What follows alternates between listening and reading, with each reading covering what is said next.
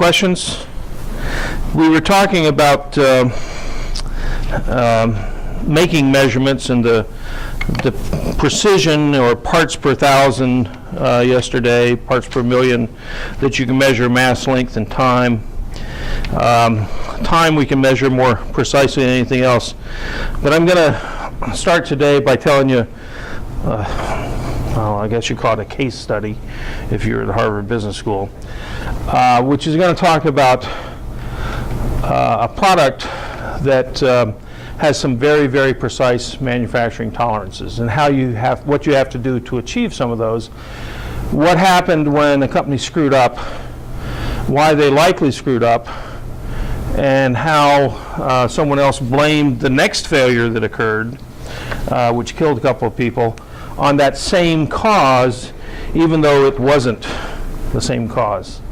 And how after the fact, you can make a measurement of something that's completely destroyed, or virtually completely destroyed.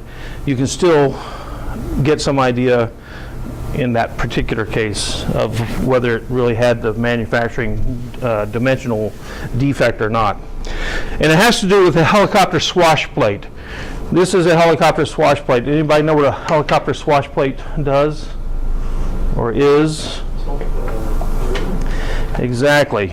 Every helicopter, and in fact here's Igor Sikorsky in 1939 flying his first working helicopter. And up here there's a mechanism. Obviously you don't want the passenger compartment to rotate, you want the blades to rotate. So you have to have a stationary plate and a rotating plate that come together, and it's called a swash plate. Okay, so one of them is rotating. It's got, in the old days, it basically was just sort of a spherical dish that was stationary, and another spherical dish, and you just greased the whole thing up. And so you had, you know, two saucers, one rotating inside the other with a bunch of grease. Well, now we use bearings rather than the early ones. But what happens is, if you think of the plate, a plate can be rotated in an X or a Y direction, and that can give you control for two things on the rotor blades. And one of the things that you want to do on the rotor blade, you want to take that disc, rotating disc, and you want to change the angle of attack of each one of the blades as it's going around. You want to tilt the blade up to a higher angle if you want to go up. You want to tilt it down if you want to lose height. You keep it at some intermediate level to maintain height. And then you also want to go right or left, and well, the first one is called collective. Okay, you collectively move all the blades with the same angular rotation to give you more lift up or less lift down. They don't spin faster? Nope, nope. In fact, you want them to, well, I'll talk about that in a second. I'll answer that in just a second. The other one is called cyclic. Okay, and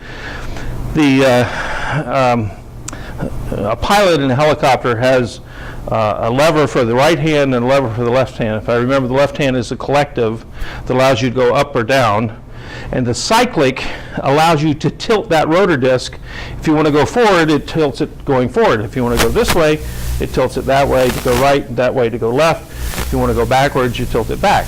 So one is the cyclic is the angular orientation of the rotor disc, and the collective is the actual angle of attack of each individual blade, and they are collectively, you can have up to 7, well actually the Soviet helicopter has 8 blades. So all the blades would get the same angle in collective. That's one way to think about it. So the pilot is controlling the main rotor with his 2 levers, collective and cyclic, and then his 2 feet are controlling the rear. You have a, well, this is an OTAR, great. Anyway, I'll tell you what an OTAR is. But even with, they had a little blade back here, and unless you got 2 sets, well, this one has a second blade, and that's to counteract the fact you got friction in the system, and the thing is going to start to spin if you don't have some restoring force to keep it going, keep heading in the same direction. And in fact, if you lose that tail rotor, the thing will start spinning out of control and crash. Okay. Now, this is what's called a no-tar, no-tail rotor, and they actually have a little fan, great big fan, actually little, it's about this big, fan here that blows air out the side. I'm sorry. It blows air out the side to be the counteracting force to keep the thing from rotating. So it simplifies the mechanics. This tail rotor, this tail boom is just a tube, whereas this tail boom, it's got bearings and shafts and all kinds of things that can fail. Okay. In any case, so did that answer your question about that? Or wait a second. No, what was your question? My question was they don't change the speed of. Oh, they don't change the speed. No, the speed of the helicopter is limited by the speed of the advancing blade. Now, some blades are clockwise from the top, some are counterclockwise, depending on the designer. You can design them both ways. But the limiting speed is when this hits Mach velocity, Mach 1, you can't go any faster. Okay? Because you have to break the sound barrier. Okay? And so at that point you start getting all kinds of instabilities and vibrations, and typically you'll blow you'll rip your blades apart because of the vibrations and stuff. If you go to, is it NASA? It's not NASA Langley, but anyway, down in Hampton, Virginia, there's a NASA facility where they do test flights and stuff. They have a helicopter out there that NASA once flew a helicopter that had more than Mach 1 blades. But typical helicopters might be limited to 200 miles an hour, and they can't go 250 miles an hour because you'll tear up, you'll rip off the blades from the vibrations of trying to break the sound barrier. You get a sonic boom, and you get all kinds of vibrations and things that you don't want. And that's why the V-22 Osprey, the Marines' $60 million helicopter, tilt rotor helicopter, it can go 300 miles an hour because it can tilt, so the rotor blades are now in airplane mode. Right. Okay? And now you don't have the additional velocity in the air of your forward motion. You just have the tip speed. Okay? The receding blade is always going less than, but one blade is going plus your forward motion. The other is getting around to at the 9 o'clock position, it's plus your forward motion. At the 3 o'clock, it's minus your forward motion. No problem with the receding blade. It's the advancing blade that you have to worry about that will set up instabilities and vibrations that'll crash. But NASA once did it with a big jet engine off the back of this experimental helicopter. If you go down there, it's sitting out in the lawn in front of the administration building, and you can go up and look at this thing. Why didn't they make more? Because it was unstable. I mean, it was unsafe to fly. Okay. I mean, They did it, but they wouldn't want to do it again. They did it because someone wanted to see exactly what happens when you start breaking the sound barrier with your blades. Plus, you got all the noise of breaking the sound barrier. It's pretty noisy. I mean, helicopters are noisy enough, but anyway. So I don't want to get into all the physics of helicopters. But what happened was, in this particular case, is the Japanese Maritime Defense Forces, which means the Japanese Navy, they're not, by their constitution, the Japanese are not allowed to wage an offensive war anymore. We wrote the constitution for them in 1945.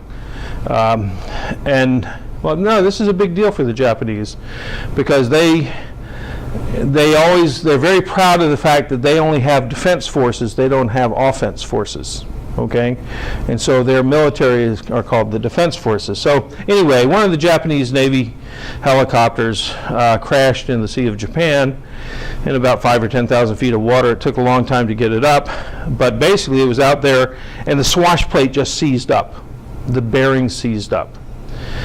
Yeah, but it was down in the ocean for so long that by the time they got it up, it was so corroded they couldn't quite tell. And it was the first time anything like this had happened, even though this type of helicopter was first designed like 1964 or 71 or something. And they hadn't had failures until this one in the late 80s.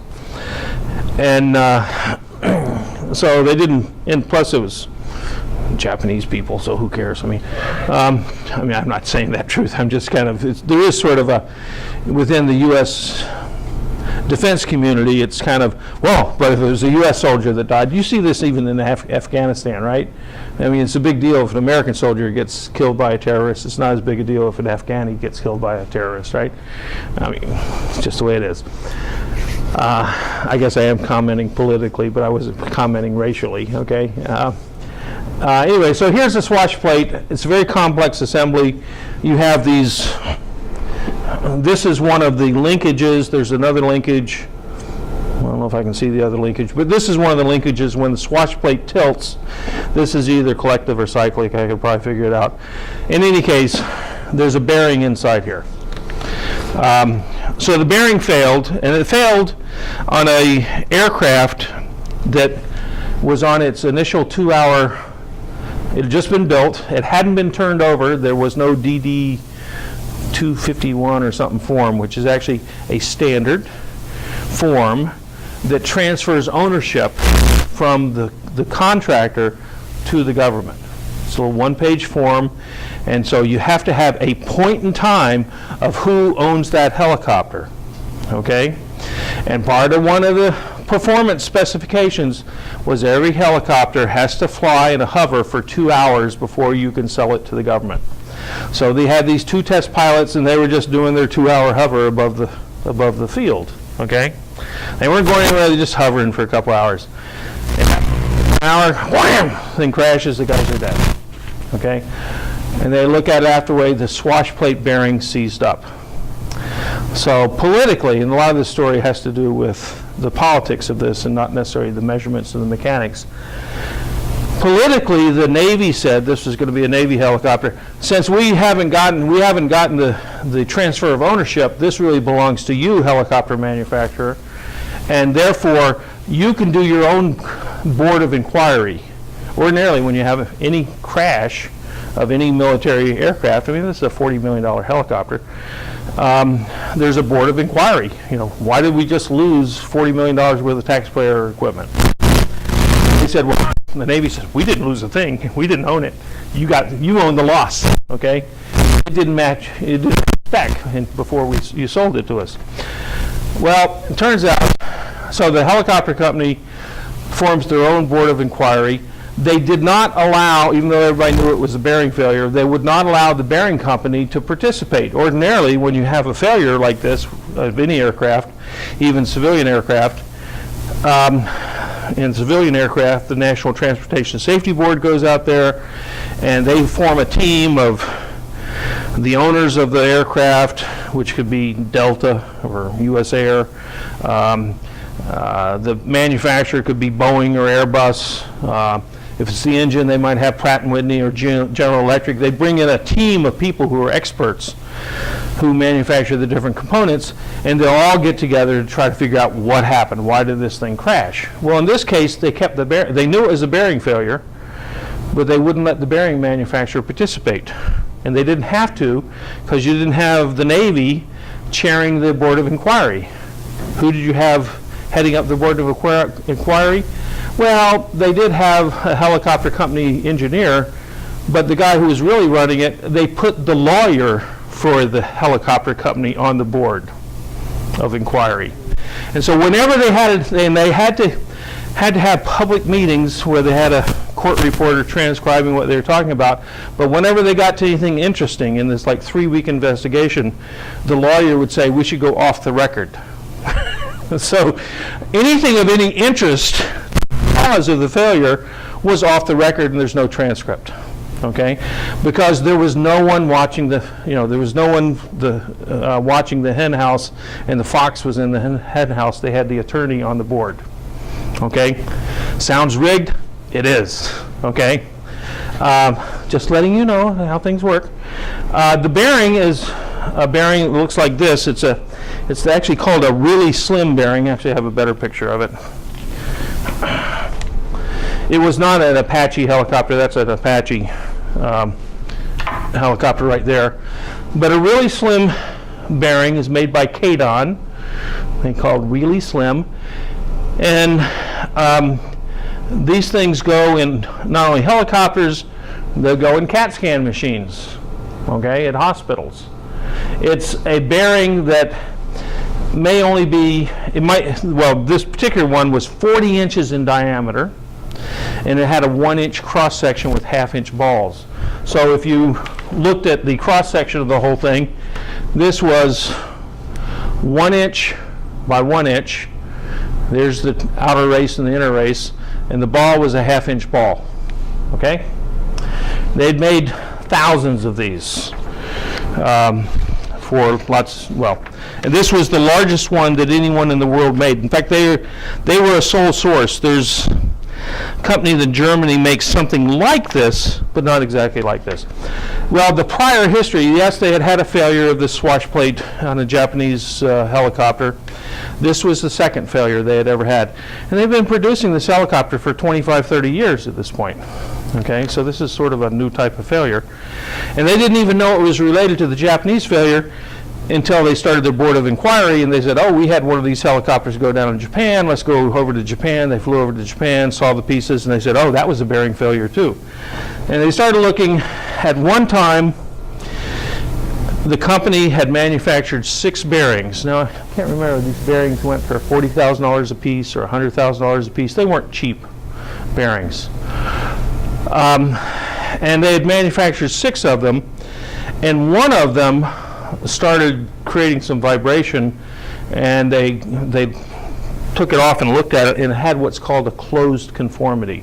Well, what's a closed conformity? Well, this is just a generic bearing. This is an open conformity. You want the balls to roll and ride at the bottom of the groove. You can see the ball, the rounded groove has a larger radius than the ball, right? A closed conformity, which I couldn't find one anywhere, because no one ever makes these intentionally. Okay, a closed conformity is one where the ball has a larger radius than the curvature of the groove, and it's riding on the edges. Not a good idea. Okay, a lot of sharp contact stresses, and you wear out those edges, and that's what caused the vibration. Well, it turns out one of the 6 bearings that had been manufactured had a closed conformity. Someone found it. Someone in the military found it. They wrote it up, and there's all kinds of documentation how the Navy was all concerned, and they went and started inspecting other things, but they decided it was just a one of a kind. Well, why was there a closed conformity? Well, it turns out when you got something as flexible as a 40-inch diameter ring that's, a couple of small rings that are only 1 inch high and even less in thickness, that's pretty flexible. You pick one of these things up, you can torque that piece of steel. If you just had the outer ring or the inner ring, you can actually turn it into a potato chip shape with your own wrist, okay, when it's that long, right? So it turns out that bearing is pressed into an aluminum housing, which is the swash plate. It's the upper swash plate, okay? And that aluminum housing is milled on a vertical boring mill, okay? But the thing that gives the shape to the bearing is the swash plate aluminum housing. Well, turns out the helicopter manufacturer who had manufactured that big aluminum housing themselves, they just never bothered to look into that housing and the shape of that housing. And in fact, they destroyed it. And not only that, about 6 months after this whole inquiry started, they destroyed the 3-year-old milling machine that had made it. There was no way to go back and prove what happened to this aluminum housing, supposedly.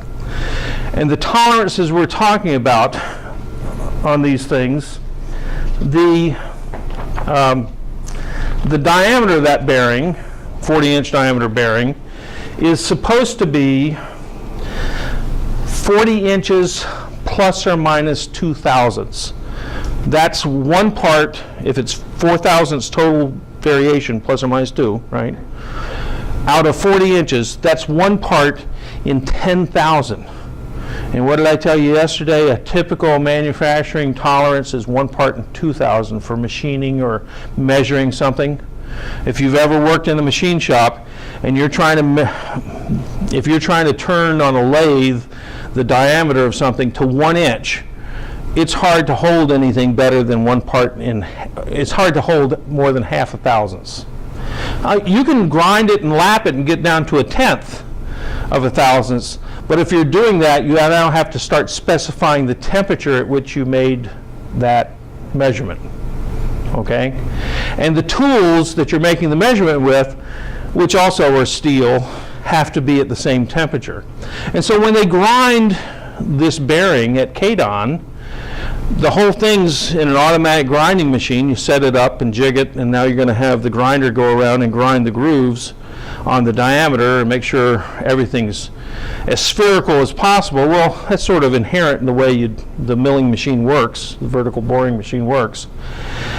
But they actually take the micrometer, and the whole thing is just flooded with oil while the machine's running. I mean, it's as coolant, right, and as lubricant and coolant for the whole thing to keep it at uniform temperature. They put the micrometer right there on the bed of the vertical boring mill, and it's bathed in the same bath of oil. So that when they measure it, they're measuring it with the tool at exactly the same temperature, right?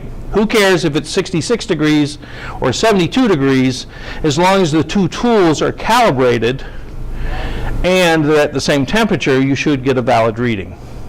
Okay, so that was one of the ways, because they're trying to hold 1 part in 10 thousandths, which means you got to be within about 2 degrees Fahrenheit of the same temperature, or you'll be off by that 1 part in 10,000. Okay, something like that. So that wasn't how they caused the closed conformity. What happens is those balls are not just half-inch balls. They're 0.500, they were half-inch to 50 millionths of an inch, okay? So, because they got to run true in this 40-inch bearing, and actually as you get larger and larger diameter, the need to run true and to have the tolerances actually gets greater and greater even though you're getting larger. If you think about it, you're heading in the wrong direction, which is one of the limitations on the ability to even manufacture bearings this small, this thin, and this small. So it's supposed to be a ball diameter of, okay, or whatever, but it's got to be, well, actually, I could write it this way.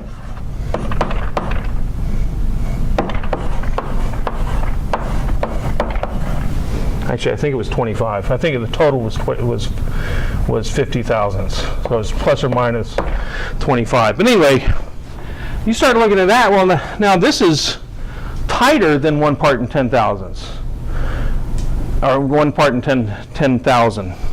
So this is 1 part in 20,000. So how do you do it? You can't, even by lapping, manufacture. If you put a bunch of balls on the lapping table, they will not come out with that tight a tolerance. And you had to have 192 balls, okay, that had that tolerance.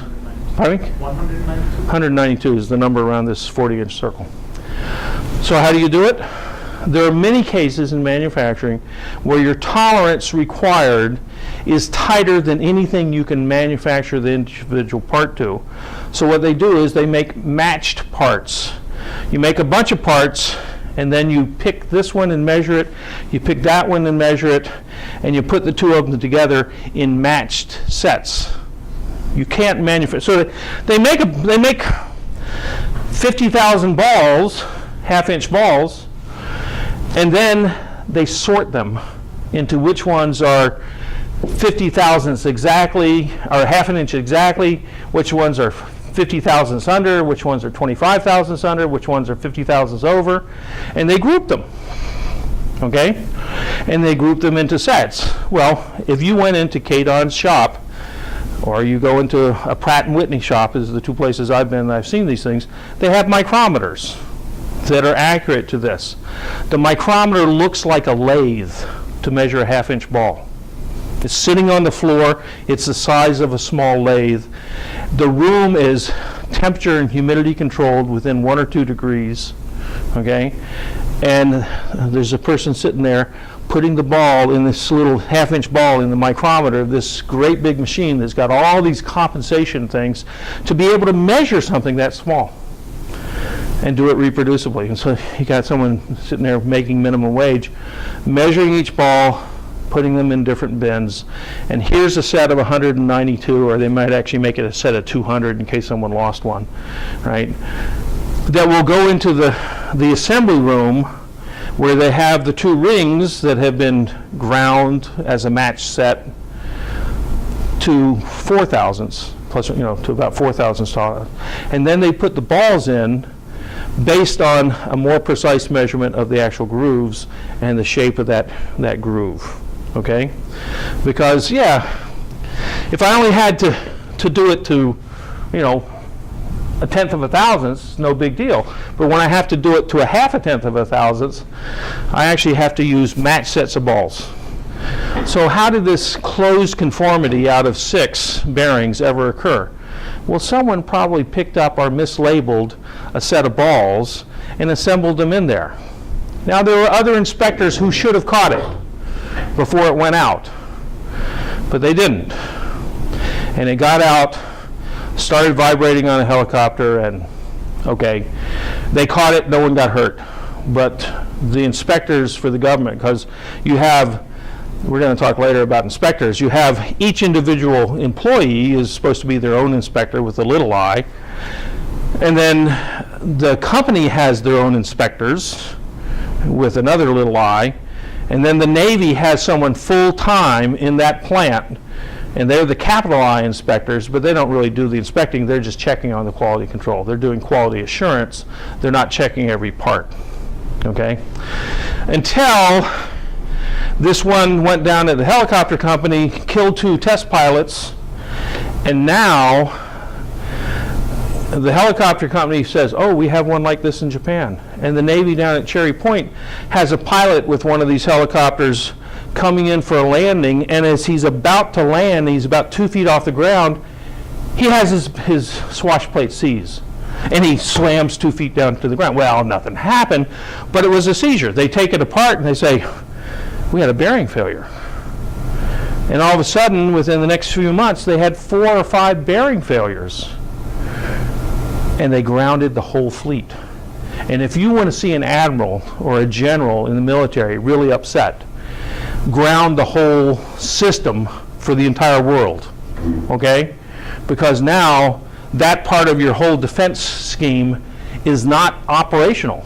I mean, I had a situation once where an aircraft carrier got pulled back into port because of some bad welds they had just made on the steam system, and this was right before, or actually this was right as they were starting the invasion of Grenada.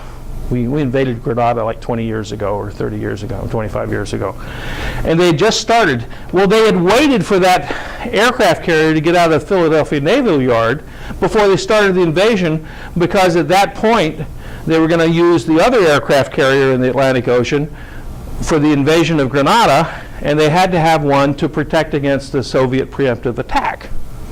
Okay? Well, when they start the invasion of the one aircraft carrier gets out of Philadelphia Navy Yard, the president says, okay, go invade Grenada. And they start the invasion, which took like a week. Okay, but in the middle of this invasion, a couple days later, they find they have steam leaks in the engine compartment of the aircraft carrier that's defending the entire North Atlantic. Okay, and they have to go into Jacksonville Naval Air Station, Naval Shipyard, for emergency repairs, and all of a sudden we have no aircraft carrier defending the North Atlantic. And if the Soviets wanted to attack, that's the time to do it, right? Well, so people get really upset. I talked to some of the guys in the Navy who were charged with going down to Jacksonville and fixing this. They were getting phone calls at 2 a.m. at home and saying a helicopter will land on your lawn at 3 o'clock, be on it. And they were being ferried from their home to Jacksonville, Florida, to start working on fixing this aircraft carrier. When the military needs to move, they can. Okay? Now, this is a true story. Okay, so this whole fleet of I'll just call it heavy lift helicopters, was grounded, and the admirals are going berserk. So what do? The helicopter company, who knows it's a bearing failure, and they don't want it to be their bearing failure, they tell the government, oh, KADON did a terrible thing. They made a closed conformity. This must have been another closed conformity bearing. Well, how many times is someone going to pick up the wrong bag of balls? I mean, that was sort of a one-of-a-kind type of thing, but the government doesn't know necessarily. So all of a sudden, the FBI gets called in. Criminal investigation, okay? Every bearing at KADON of these types of bearings was impounded, and they invoked the Emergency Powers Act, which says that the government, the military, can come in and take over your manufacturing facility in a national emergency and put everything on #1 priority to fix the problem, and all of your other commercial orders and everything take back seat. If you have time to manufacture something else, that's fine, but we're going to have FBI agents and government inspectors next to every one of your manufacturing employees, making sure that the government parts get out the door first. That's the law. It's because of national security. So the government took over the KADON plant in Muskegon, Michigan, okay, and started making new bearings absolutely perfect to spec, okay? I mean, you had all the KADON inspectors, you had the government inspectors. These things got inspected 50 times more than any regular bearing, and they were certified by both KADON and the U.S. government that they met every single standard and specification they were required to meet, and the FBI was there to make sure that they were ready to put handcuffs on anybody who didn't cooperate, okay? So they put some of these new ones in the field, and these bearings were better bearings, none of these manufacturing defects. And they put them into the helicopters, and those new helicopters that have these new bearings, and they had to manufacture 1,000 of these, okay? So that's $4 million or $40 million or something, anyway, whatever it is. It was expensive, but it's also done in a rush. All these things go out there, and guess what? Within 2 months, one of them fails. One of the good bearings fails. But it was perfectly within spec. And these things have been flying for 30 years. What had happened? Well, I was brought in not as part of the criminal investigation, but at this point the helicopter manufacturer decided, well, we had to pay for, we lost a $30 or $40 million helicopter. We're going to sue KADON. I mean, the dead pilots are going to sue KADON in criminal court, okay? And the FBI has impounded all the evidence. And we're going to sue KADON in civil court for the loss of the helicopter because the Navy didn't buy it. We still owned it. We lost all this money. Well, it turns out KADON settled the criminal case very quickly, because criminal cases are not things you want to defend yourself. When the government's going after you in a criminal case, they sort of have the upper hand. So they settled that one for about $15 million with the families of the two pilots. But I was there to figure out, did this thing have a closed conformity? Well, when it seized because it was generating too much heat. And that aluminum housing, aluminum will absorb a lot of heat. And when it crashed and landed, the heat started to soak back into the steel bearing. I mean, the aluminum housing's 20 times the mass or 50 times the mass of the steel. And it soaked back, and it just impressed the balls against the races of the bearings, and everything was overheated, deformed, and we're supposed to go in there and figure out whether these things are accurate to 50 millionths of an inch?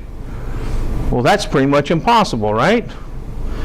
And that's what the helicopter manufacturer was depending on, that no one could figure out what had happened and whether this was a closed conformity. They're going to use the history. There had once been a closed conformity a couple of years before that never caused a big accident to say, oh, they did it again. Shame on them. You know, pay the pilots $15 million, we want another 15 or 20 or 30 million, okay, for our destroyed helicopter. And FBI, oh, it's terrible what this bearing manufacturer has done to us and to the government, okay? You should consider further criminal action, okay? Well, what are you doing, helicopter company? They're a sole source. If they quit manufacturing these bearings for you, if the FBI leaves and says no longer national emergency, they say, we don't want to do business with you, you can't ever make another helicopter because there's no one else in the world who knows how to make these bearings. So this is sort of a problem when the attorneys in the company start running the business. Okay? They don't worry about the long-term consequences of not working with your suppliers. They just want to show that for their annual bonus that they collected a lot of money for you. Well, the question was it closed conformity? Well, we went out to Muskegon, Michigan for several days, and there were a couple of bearing experts with me. I was the metallurgist, and it turns out we couldn't look at it without an FBI agent in the room with us. We couldn't touch a thing unless he was there, okay? Because these were they're still considering criminal action, okay? But we looked at it for 2 days, you know, trying to see whatever the patterns were. Finally, at the end of the second day, I looked at it, and I kind of, you know, sort of just looking at the forest for the trees. I said, there's no closed conformity. I had 188 measurements that proved there was no closed conformity on this bearing. And the way I did it was, if you think about how a bearing ball sits in the races, it actually forms a little elliptical, I got it upside down, not that it really matters, forms a little elliptical contact surface, which when you embed the ball, it's called Brinelling, when you embed the ball in the race, it forms an elliptical wear mark, an impression, okay? It's just a hardness test. If it had been a closed conformity, what would you have had? Actually, an hourglass. The railroad tracks would be on the edges, and we had been looking at those edges for a day and a half to try to say, well, but it was so beat up and it'd been to some parts of it got to 800-900 degrees centigrade, okay? I mean, some of it is transformed, okay? So you're right, we had been looking at the races trying to figure out whether it's closed conformity, was it contacting in the bottom or on the edge. I started looking at the wear marks in the bottom. If it's an open conformity, you get an ellipse. If it's a closed conformity, you get an hourglass, because it's contacting here, and when the ball embeds into the piece, you form an hourglass. We had 4 of them you couldn't even tell, but of 192. But 188, you could see a nice little ellipse. There was no hourglass there. And from the shape of that ellipse, we probably could have calculated exactly what the conformity was. So I was all excited. Okay, we're going to take that helicopter company, we're going to stick this down their throat. And so that night, the attorney or the law firm that hired me, their big shot name on the letterhead attorney came in, and the brand new president of KDON came in. And we all went down to dinner on the waterfront of Lake Michigan. And there were about 20 people there between all the experts and the attorneys and everybody. And I'd explained to what I call the outhouse attorney. They have in-house attorneys who work for the company and outhouse attorneys who are private attorneys.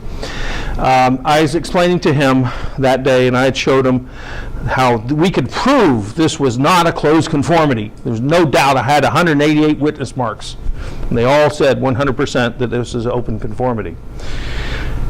And I figured he would explain this to the in-house attorney for KDON and the new CEO of KDON. And they talked about the criminal case and everything, and they were having their attorney dinner conversation. And what happened is KDON settled the case with the helicopter manufacturer for another $15 million. And the reason is, now this is an important lesson here, The new CEO, this problem had not occurred on his watch. And he was going to get rid of it at the beginning of his new watch. And he didn't care what it cost to get rid of it. He didn't care whether he was right or wrong. He just wanted to get rid of it. So he bought his way out because he could blame it on the previous CEO. Right?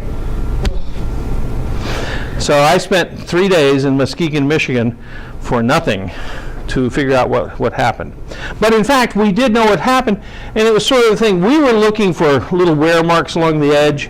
We were looking, could we measure anything? This thing had been cut up into little pieces by the helicopter company, okay? It was no longer circular. But then, of course, we said, well, why did it fail? We looked at those wear marks, and you could break the wear marks into 4 quadrants. 2 of the quadrants, you had deep elliptical impressions, and 2 of the quadrants, that were opposite each other, had shallower witness marks. And one of the other bearing engineers says swash plate had to be potato chipped.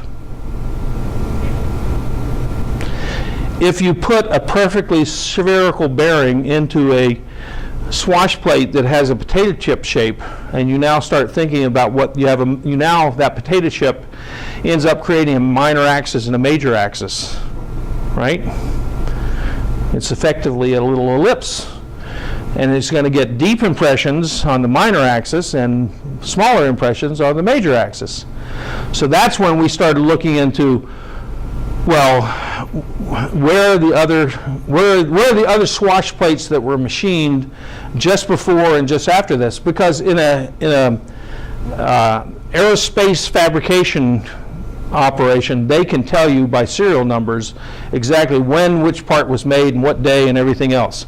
So we knew all the brothers and sisters of this swash plate, but mysteriously they had all seemed to have evaporated. The helicopter company had gone out over the previous 2 years, and for various reasons they had determined that these swash plates needed to be replaced kind of on a one-by-one basis until they were all gone. They didn't exist. And we said, well, where are they? They were government equipment. Well, they had taken them back and they had scrapped them.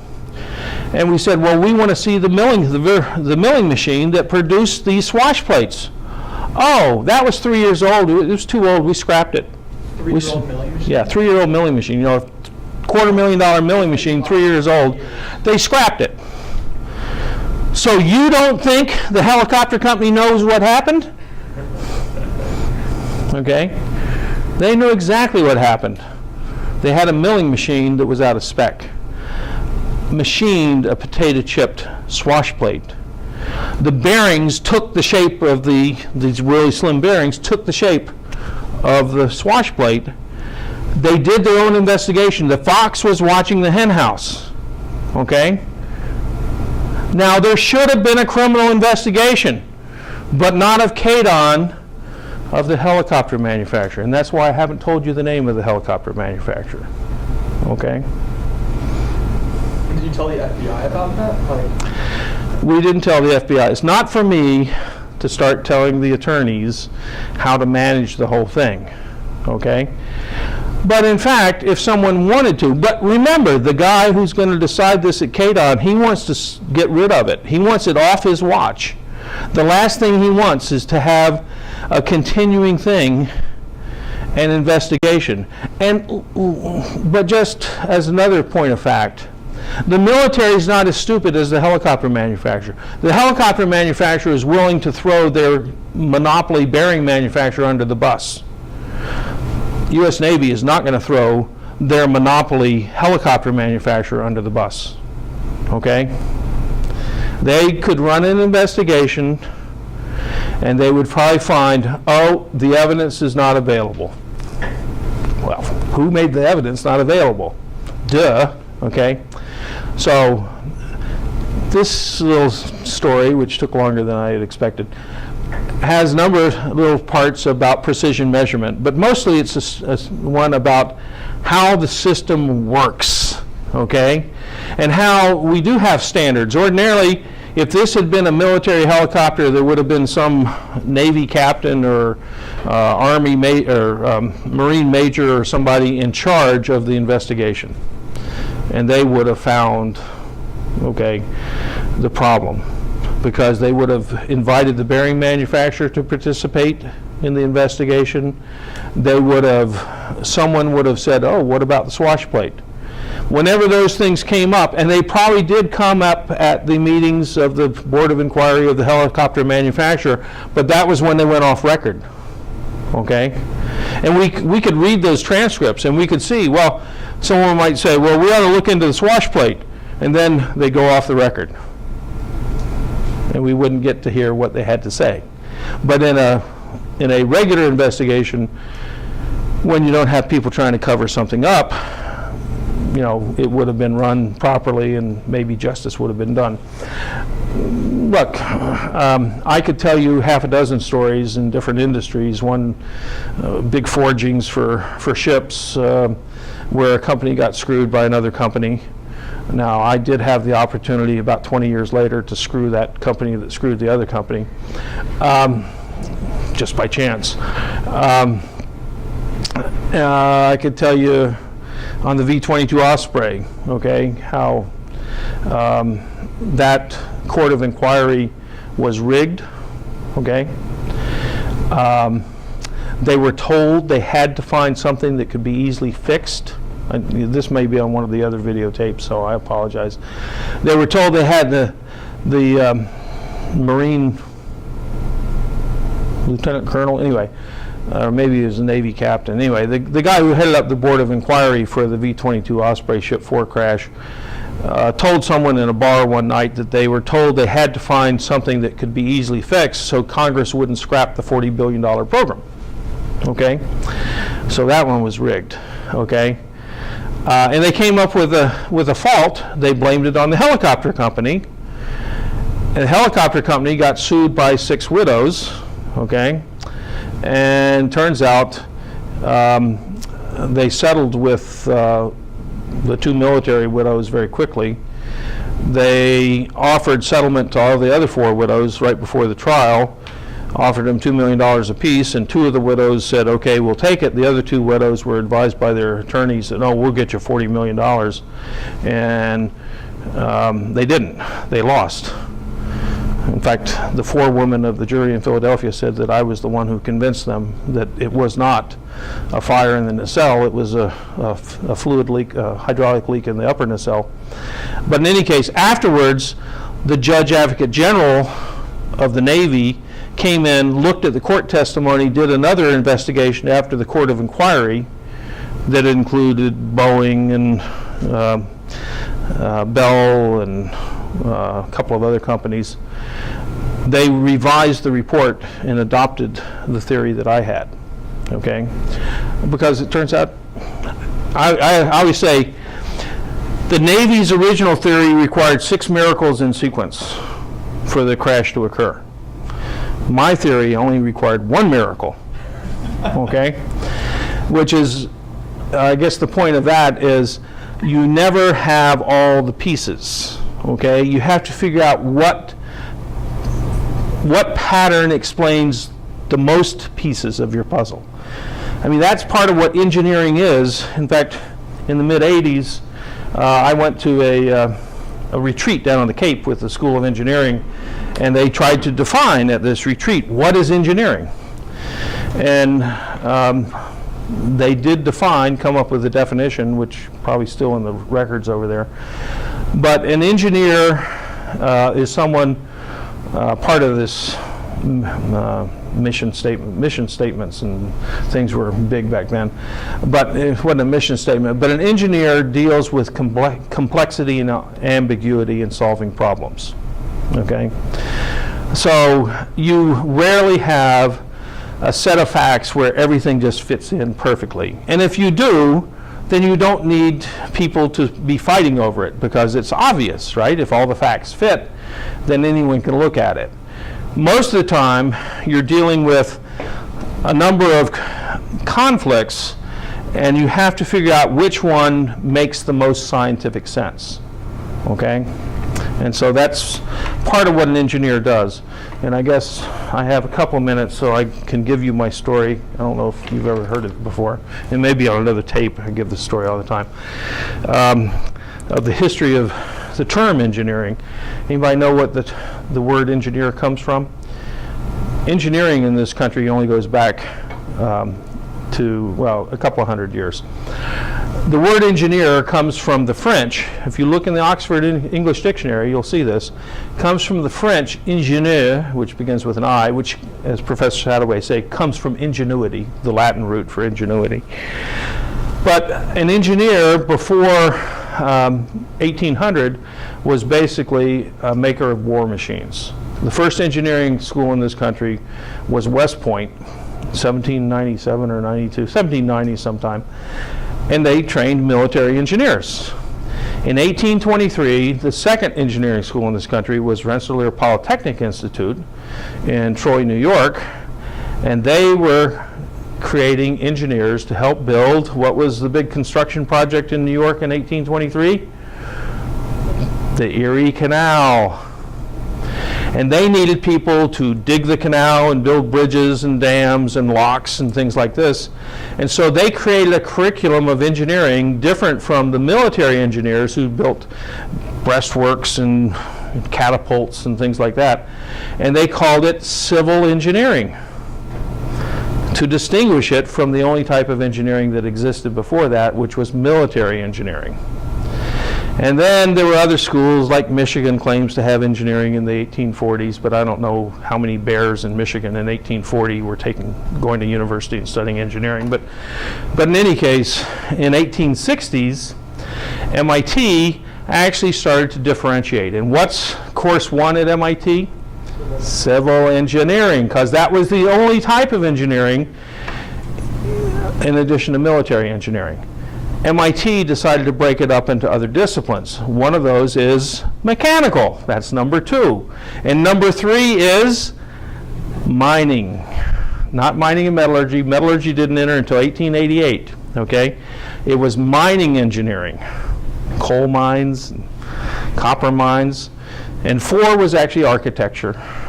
5, I think, was chemistry. 6, I don't know what the original 6 was. Eventually, electrical engineering didn't start until the 1880s after Edison and Westinghouse gave us a ready source of electrons. Okay?